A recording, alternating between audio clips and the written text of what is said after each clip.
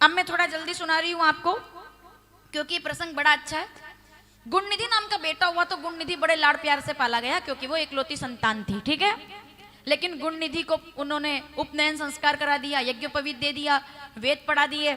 जब बेटा बड़ा हुआ तो उसकी संगति बिगड़ गई और वो झूठ बोल बोल करके जाने लगा। इतनी रोचक कथा है ये, मैं इंतजार कर रही थी कि मैं आपसे बोलूं, इसीलिए हमने शिव विवाह को कल के लिए आगे बढ़ाया है। सावधानी से सुनिएगा। और हमारा सौभाग्य है कि महाराज जी भी समय हमें दे ही पा रहे हैं, तो सुनना। गुणनिधि नाम का वो उनका बेटा, ठीक है, सुंदर था लेकिन ब्राह्मण नहीं हो पाया। शरीर से तो हुआ लेकिन कर्म से नहीं हो पाया, वो भटक गया। वो झूठ बोल बोल के जाता। लेकिन माता जो गुणनिधि की है उसको सब पता होता था। और इस दुनिया का सबसे बड़ा सत्य है कि माँ को सब पता होता है। माँ सब जानती है, बच्चे का अच्छा बुरा सब माँ को पता होता है। तो वो बच्चा क्या करता कि जब वो आते यज्ञदत्त जी, बोले धर्मपत्नी, बोले जी सुनिएगा थोड़ा सा, अब यहाँ पर आप कहीं ना कहीं दर्पण रख रही हूँ सामने। कई माताएं ऐसा करती होंगी, मैं दावे से बोल रही हूँ ये बात, इस पंडाल में जो माताएं बैठी हैं वो भी करती होंगी, जरूर करती होंगी, मैं दावे से बोल रही हूँ। सुनना, पति देवता आते, बोले श्रीमती जी, बोले जी भोजन तैयार है, बोले हाँ भोजन तैयार। गुणनिधि कहाँ है? माँ को पता होता था कि जुआ खेलने गया है, माँ को पता होता था पिक्चर देखने गया है, तो वो होता है ना छुपाने वाली बात। बोले यहीं आ जाएगा, अभी अभी गया, अभी पढ़ रहा था बहुत देर से, यहीं आ जाएगा अभी। आप तो नहीं करते वैसा?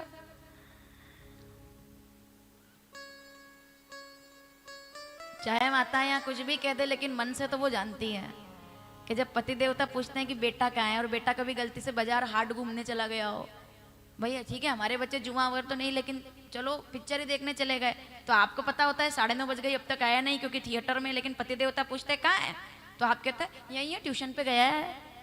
ईमानदारी से बताओ, कर लेते हैं ना ऐसा? ममता है, प्रेम है, एक लौता बेटा है, बड़ा संभाल कर रखते हैं उसको, प्रेम करते हैं।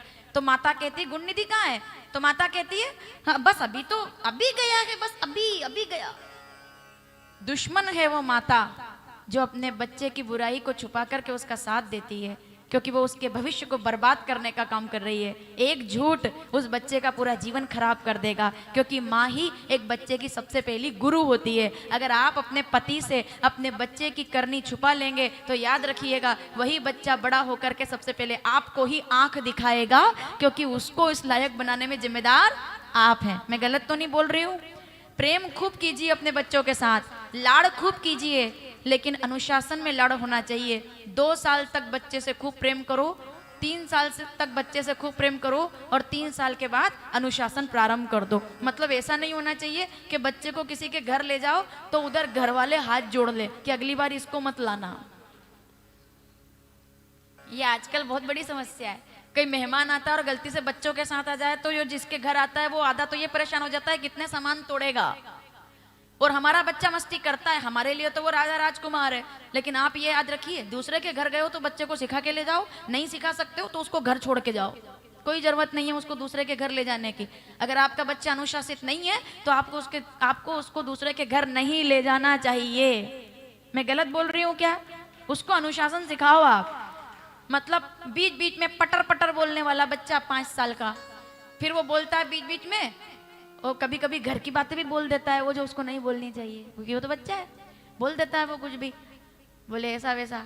तो आप फिर वहाँ शर्मिंदा होते हो, लेकिन फिर भी चिप्स का पैकेट उसको ही दोगे आप वहाँ दूसरे के घर भी, फिर भी आप मतलब इतना मोह रहता है ना, अंधा मोह, हमको दिखती नहीं है वो चीजें। लेकिन नहीं, अनुशासन, बच्चों पर प्रेम खूब कीजिए। 4 साल की उम्र तक प्रेम हो, लेकिन 5 साल की उम्र के बाद उसका संस्कार उसको देना जरूरी है, वरना बड़ा। गुणनिधि, जितना पिता की हत्या करने का पाप लगता है उतना ही पाप माँ बाप से झूठ बोलने का लगता है। मर जाना मिट जाना, लेकिन माँ बाप से झूठ नहीं बोलना चाहिए, क्योंकि हम राम जी के अनुयायी। रामचरितमानस अयोध्या कांड 55वां दोहा, पहली चौपाई।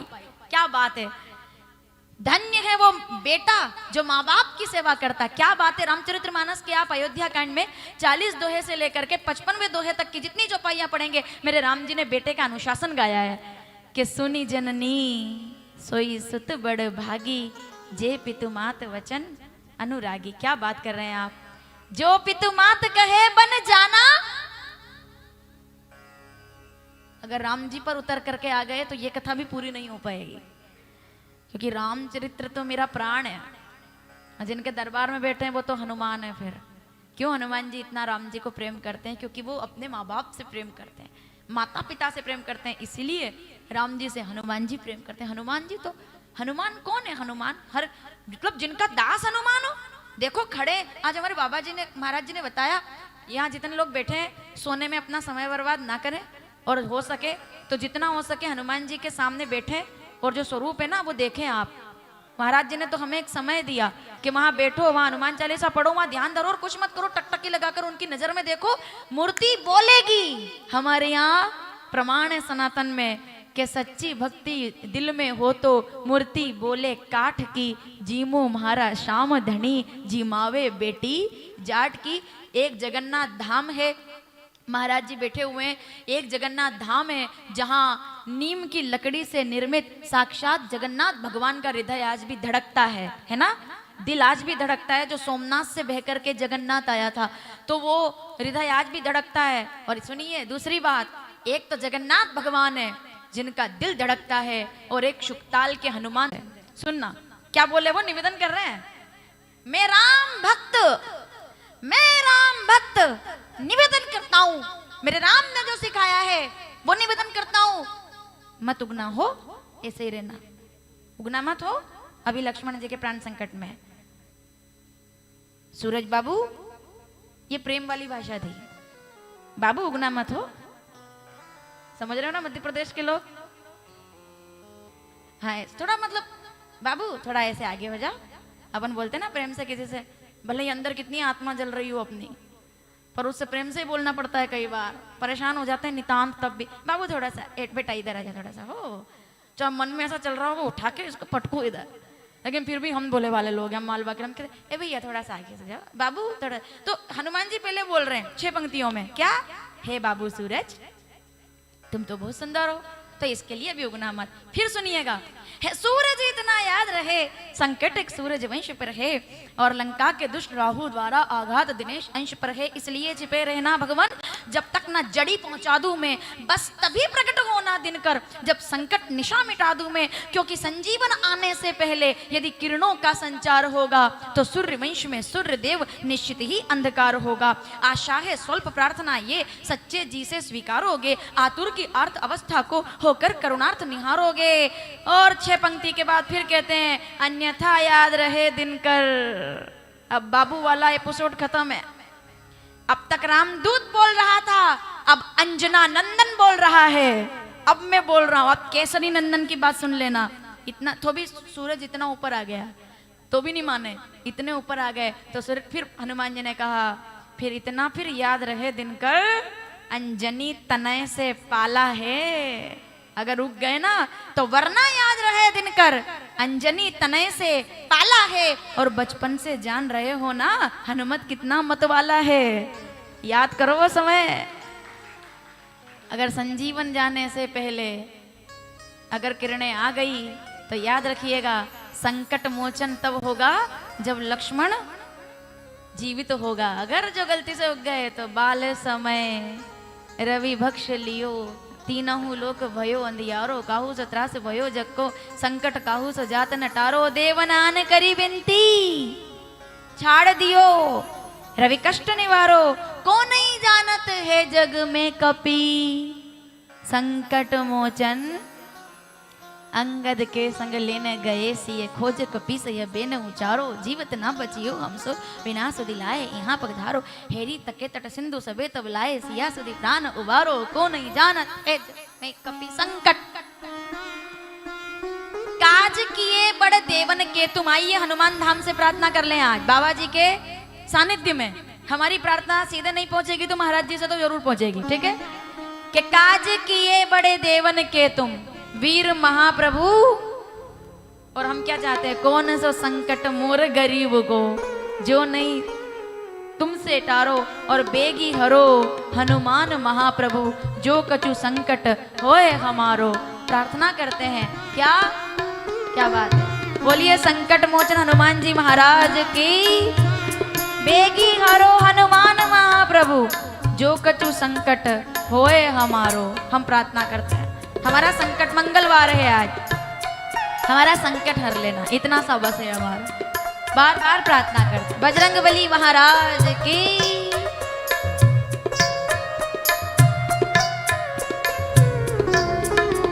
अतुलित बल धामम, बोलिए मेरे साथ, हनुमान जी के दरबार में है शैला वदे हम।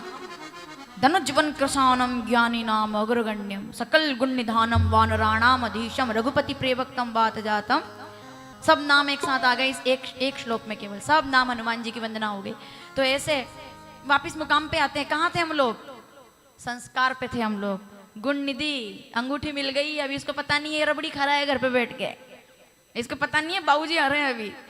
अब गुण, ये तो आ गए घर, ठीक है। अब ये घर आए, उन्होंने कहा हाँ भाई धर्म पत्नी जी, धर्म पत्नी है, हाँ क्या बात? बोले भोजन तैयार है।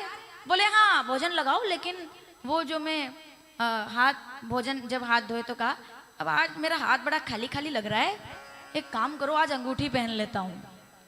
वो अंगूठी लाओ जरा, कहाँ रखी है जो तुम हर बार कहती थी कि मेरे पास रखी है, मेरे पास रखी है, जो खो गई थी, तुमने कहा था मेरे पास लाओ जरा। अब पत्नी फंसी,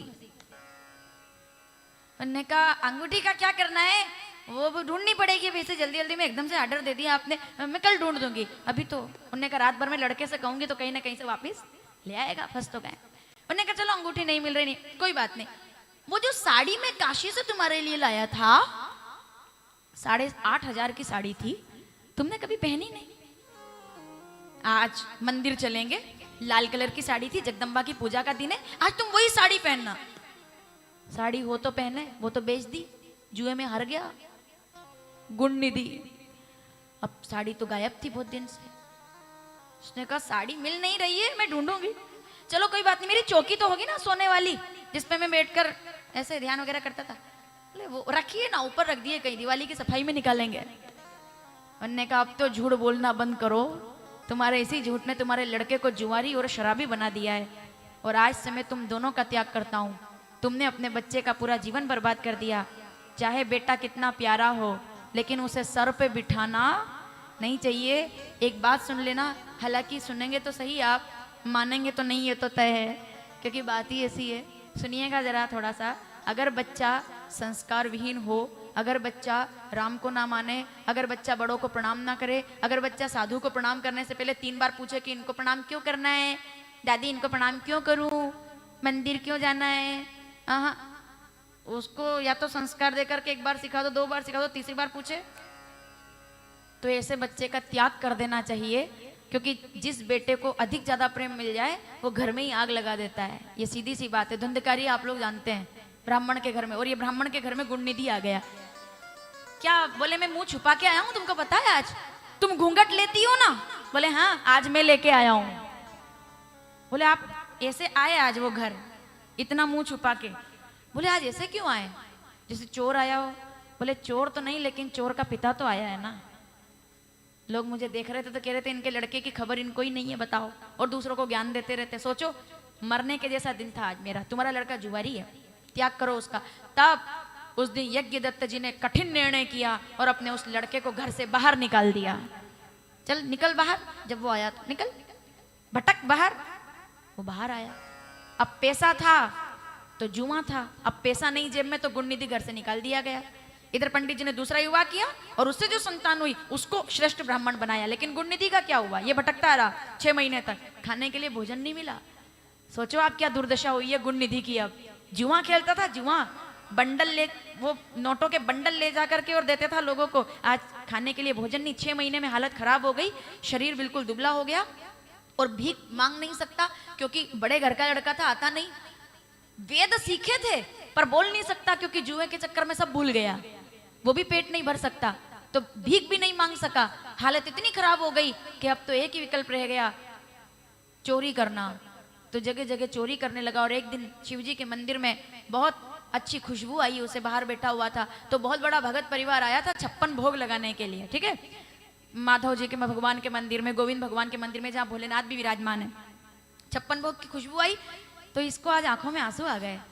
उसको वो दिन याद आ गया कि जब माँ सुबह सुबह सुंदर सुंदर भोजन बनाकर कहती थी बेटा गुण निधि ले लड्डू खा ले, आज वो माँ साथ नहीं है, क्योंकि बुरे कर्मों के कारण मेरे पिताजी मंदिर से प्रसाद लाते थे मेरे लिए कि गुणनिधि बेटा प्रसाद खा, तेरी बुद्धि सही हो जाएगी। आज ना तो माता पिता का सहारा है, और आज वो गया तो देखा उसने कि सब थोड़ा इधर उधर हो जाए तब मैं ये प्रसाद उठाकर भाग जाऊंगा, ऐसा उसका था। 56 तरह का भोग था। तो वो पहले तो ऐसे अंदर गया, मंदिर में उसकी कोई श्रद्धा नहीं थी, अंदर गया तब तक अंधेरा हो चुका था, लाइट भी चली गई थी। ये जो भजन करने वाले थे इनको नींद आने लगी, यजमान जी को झपकी आने लगी। तब ये धीरे से प्रवेश करता है मंदिर में, सुनना माताओं, तब प्रवेश करता है, अंधेरा हो गया। दीपक जो अखंड लगाया हुआ था वो धीरे उसकी बत्ती कम होने लगी। अब किसी के पास इतनी सुध नहीं थी कि वो अखंड ज्योति को बराबर कर दे, तो वो दीपक होने लगा। तब इसने अपने कपड़े को घी में डुबाया और घी में डुबा करके कपड़े की बत्ती बना दी। अब ये देखो ऐसे बन गई, मान लो ऐसे, और उसको घी में डुबा करके उसको जला दिया, और जला करके ऐसे ऐसे ऐसे ऐसे कर रहा है। क्या कर रहा है बताओ? हाँ, आरती नहीं कर रहा है, मिठाई ढूंढ रहा है। मिठाई इधर रखी, इधर रखी, इधर। अब भोलेनाथ के यहाँ धतूरा जरूर रखा था, 56 भोग तो ठाकुर जी को लगा था। अब ये चक्कर में तो आ गया, अब ये ऐसे ऐसे ढूंढने लगा। कैसे ढूंढ रहा है देखो, अब संयोग क्या बना, इधर रखी, इधर रखी, वहां है, वहां है, वहां है, वहां, ऐसे करके चारों क्या हो गया? त्रिगुण स्वामी जी की आर। जो कोई नर, क्या जो कोई चोर गावे, पापी गावे, नर गावे, कोई भी गावे। अब इसका काई की आरती है तो भूखा। अब ये ढूंढ रहा, कुछ मिला नहीं, और आखिरी में एक लड्डू मिला, तो उस लड्डू को उठा करके भागा। और जैसे ये भागा तो कोई बीच में सो रहा था, उससे टकराया, और सबने कहा चोर चोर चोर चोर। अब यहाँ तो भीड़ थी, शंकर जी के मंदिर में चोरी करता है, पीटो। वैसे ही सूख कर काटा हो रहा था, 2-4 मुक्के पड़े और इसके प्राण चले गए, वहीं मर गया ये, प्राण चले गए। गुणनिधि जी खत्म। अब जब ये मर गए तो अब इनको लेने के लिए यमदूत आए, तो यमदूतों का सामना करने के लिए शिवदूत प्रकट हो गए, और शिवदूत इनको लेकर के गए शिवलोक। अभी सब सस्पेंस में है, नहीं नहीं अभी आप ऐसे मत समझना, थोड़ा इंतजार करना अभी, ठीक है? सब सस्पेंस में। अभी नरक नहीं गए, ये गए शिवलोक। इनने कौन सा अच्छा काम किया जो शिवलोक गए? ये देखेंगे अभी क्या हुआ इसका मतलब। शिवलोक चले गए, वहां शिव जी का इन्होंने बड़ा दर्शन किया। और शिवलोक में रहने के बाद भी, क्योंकि ये पापी तो थे, इनकी बुद्धि धन में हमेशा रही थी, इसलिए इनको वापस जन्म लेना पड़ा। और ये कलिंग, यानी कि जिसको कहते हैं उड़ीसा, वहां जाकर के एक राजा बने। पर इनको पहले का सब याद था कि मैं ऐसे ऐसे पापी था और मेरा ऐसा ऐसा शिवलोक को गमन हुआ था, तो ये वहां के राजा बने उड़ीसा में, कलिंग देश के। ये राजा बनकर के जन्म लेते हैं अच्छे परिवार में। और अब इनको पता था कि पहले जन्म में जो गलती करी अब नहीं करनी है, तो इन्होंने क्या किया, इन्होंने बहुत प्रकार के दीप दान करने की प्रथा प्रारंभ कर दी, और पूरे राज्य में ऐलान करा दिया कि सभी विशेष मुहूर्त पर दीप दान करेंगे। हर घर से दीपक आएगा, सब दीप दान करेंगे, सबको दीप दान करना है। पूरे राज्य में दीप दान होने लगे। और कहते हैं कि जब समय आने पर इनके प्राण गए, और ऐसा उस शरीर को त्यागने के बाद इनका प्राकट्य हुआ, तो भारद्वाज जी ऋषि की कन्या इडविडा, उनकी बेटी, भारद्वाज ऋषि की बेटी इडविडा का विवाह मुनि विश्रवा के साथ हुआ। और विश्रवा की संतान के रूप में अब उस राजा का जन्म हुआ, और वो और कोई नहीं, भोलेनाथ की कृपा से यक्षराज कुबेर बनकर के प्रकट हो गए। तब जब कुबेर बनकर प्रकट हुए तो उनको भोलेनाथ ने दर्शन दिया। इनने दोनों हाथ जोड़ करके कहा, बोले एक सवाल है मेरा, मैं तो पापी था गुणनिधि नाम का, मैं चोर था, और एक चोर को आपने कुबेर कैसे बना दिया, ये कैसे हो सकता है? तो शंकर जी कहते हैं, जिस दिन तू मेरी मंदिर में आया था उस दिन महाशिवरात्रि थी, मासिक शिवरात्रि थी। और जब मेरे मंदिर में अंधेरा होने वाला था तब तूने अनजाने में ही सही, लेकिन तूने उजाला कर दिया था। और जब मेरे मंदिर में उजाला कर दे, मैं उसके घर में कभी अंधेरा नहीं रहने देता हूँ। भाव कुभाव अनख आलसहु, नाम जपत मंगल जिसी दसहु। तो जो प्रेम से ना सही, जैसे भाव से दीप दान कर दे, उजाला कर दे, मैं चोर को भी कुबेर बना देता हूँ। तूने दीप दान किया राजा बनने के बाद, तो सावधान, जितने दीप दान इनने करवाए थे वो सब मणियां बन गए, और वही मणि के ये धन कुबेर बन गए। अमरावती जैसा लोक इनको मिला, और वहां के ये यक्षराज हो गए। बोलिए कुबेरेश्वर महादेव की, कुबेर जी महाराज की। कुबेर, आप समझ गए मैंने क्या बोला आपसे? शंकर जी इतने दयालु हैं कि एक चोर को भी कृपा कर दे तो कुबेर बना दे। क्या बात है। ये कहते रहते ना, राजा को रंक रंक को राजा, ये बात सही है। आइए आपको कथा समझ में। कौन है कुबेर जी महाराज जिनकी हम पूजा करते हैं? गुण निधि नाम का एक चोर शंकर जी की करुणा से कुबेर हो जाए, इसीलिए माताओं को अमावस्या पर, अभी अमावस्या निकली थी ना, आप लोगों ने, हम लोगों ने अधिक मास आप लोग ने दीपदान किया होगा। हमारे यहाँ नदियों में दीपदान करने का महत्व है, ठीक है। नदियों में दीपदान होता है, मंदिरों में दीपदान होता है। क्या होता है दीपदान करने से? शंकर जी का नाम लेकर के जब दीपदान किया जाता है तो उसी प्रकार से धन धान्य की कमी नहीं रहती। जैसे यक्षराज कुबेर को मणिमाणिक्य मिल गए, वैसे ही दीपदान करने से मनुष्य के की झोली भरी रहती है, इसलिए दीपदान किया जाता है। मंदिरों में दीपक लगाए जाते हैं। हमारे यहाँ तो दीप दान करना अनुष्ठान है, और वही दीपदान करने का अवसर हमको भी मिलेगा। आने वाले दिनों में हम भी महाआरती करेंगे। अपन महाआरती यहीं करेंगे, इस बार पंडाल में ही करेंगे। 6 बजे अपनी कथा पूरी होती है, तो अभी 1-2 दिन के बाद थोड़ा सा उस दिन भी महाराज जी से निवेदन करेंगे कि वो पधारेंगे। और दीपदान हनुमान धाम में, हनुमान जी के चरणों में हम सभी मिलकर के दीपदान का एक आयोजन रखेंगे, और उस दिन हम लोग शाम को दीपदान यहाँ से आरती के बाद करेंगे। अब मैं, आइए हम प्रणाम करते हैं, और कथा पूरी करने से पहले मैं महाराज जी से निवेदन करना चाहती हूँ कि हम आरती के पहले उनका आशीर्वचन यहाँ से प्राप्त करें, और हमको उनका आशीर्वाद ऐसे मिले कि जैसे कुबेर पर कृपा कर दी। बात ये नहीं है कि हमको धन चाहिए, पर बात ये है कि हे प्रभु भोलेनाथ, अगर हम पर सच में कृपा करना चाहते हो तो कुबेर हम बने ना बने, लेकिन हमारे बच्चों को गुण निधि बनने से बचा लेना, बस इतनी कृपा करना। कुबेर बनना बड़ी बात नहीं है, गुण निधि नहीं बनना ज्यादा बड़ी बात है। समझ गए मेरी बात क्या है? वरना तिजोरी में धन खूब भरा है, और लड़का अगर खराब है तो जुए सट्टे में बर्बाद कर देगा सब। और अगर तिजोरी में 1 पैसा पड़ा है और लड़का अगर अच्छा है तो 1 पैसे को 1 करोड़ बना देगा, और आपके बिजनेस को आगे बढ़ा देगा। तो बात ये है कि ये संस्कार की कथा थी आज, समझ गए आप? संस्कार की कथा बच्चों पर आधारित रहते हैं माँ बाप, बहुत ज्यादा उनका आधार रहता है वो।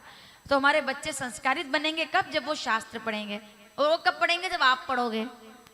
तो वो इतने से बड़े डब्बे के टिचुक से बाहर निकल करके, ये बड़ी बीमारी है, तो ये उससे बाहर निकल करके थोड़ा हम शास्त्र पढ़ेंगे तो हमारे बच्चे भी शास्त्र पढ़ेंगे।